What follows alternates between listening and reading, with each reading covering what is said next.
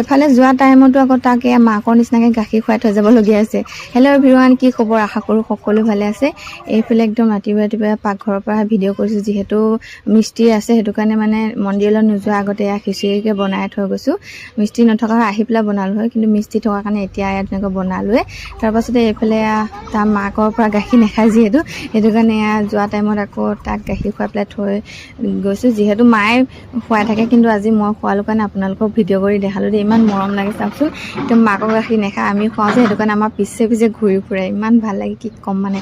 তাৰপিছত এইফালে মায়ে মই ধুনীয়াকৈ গোসাঁনী মন্দিৰলৈ বুলি একদম গৈ আছোঁ এতিয়া, আৰু মন্দিৰ আহি পাই গ'লোহি। এইফালে চাওকচোন, আৰু আমাৰ মন্দিৰটো আজি অলপ বেলেগ দেখিছেনে? যোনে যোনে মোৰ ভিডিঅ'বোৰ চাই থাকে, এইফালে মানে এয়া শিৱ বাবা ধুনীয়াকৈ মানুহ এজনে মানে দান দিছে। এইফালে আজি নতুনকৈ মানে কেতিয়াবা দিলে চাগৈ মই গম নাপাওঁ, কিন্তু আজি মানে আনিলে নেকি, কালি আনিলে আজি আনিলে নাজানো। তো এইফালে সেয়া আৰু নতুনকৈ মূৰ্তি ভাগ আছে, আৰু এইফালে আমি ধুনীয়াকৈ সেৱা সৎকাৰ কৰি লৈছোঁ। লৈ অকণমান ভিডিঅ' কৰি দেখাইছোঁ। তাৰপাছতে এয়া ভিডিঅ' কৰি লৈ আমি এতিয়া ঘৰলৈ আহিলোঁ। আহি দেখিছেনে মিস্ত্ৰীকেইটাক আকৌ ভাত দিছোঁহি। মানে এনেকুৱা টাইমত মন্দিৰত থাকিব মন যায়, কিন্তু উপায় নাই আৰু। তো আজিলৈ বাই বাই।